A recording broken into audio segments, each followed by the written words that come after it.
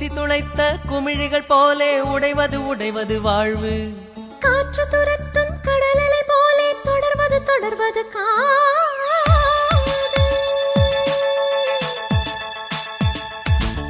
உடல் மீது கொஞ்ச காலம் இளைப்பாரும் காதலே, உடல் தீர்ந்து போன பின்னும் உயிர் வாழும் காதலே.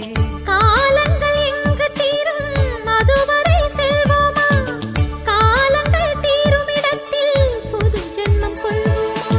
உன் மூச்சிலே நானும் என் மூச்சிலே நீயும், காற்றில் ஒலிகள் கேட்கும் வரையில் காதல் கொள்வோமா.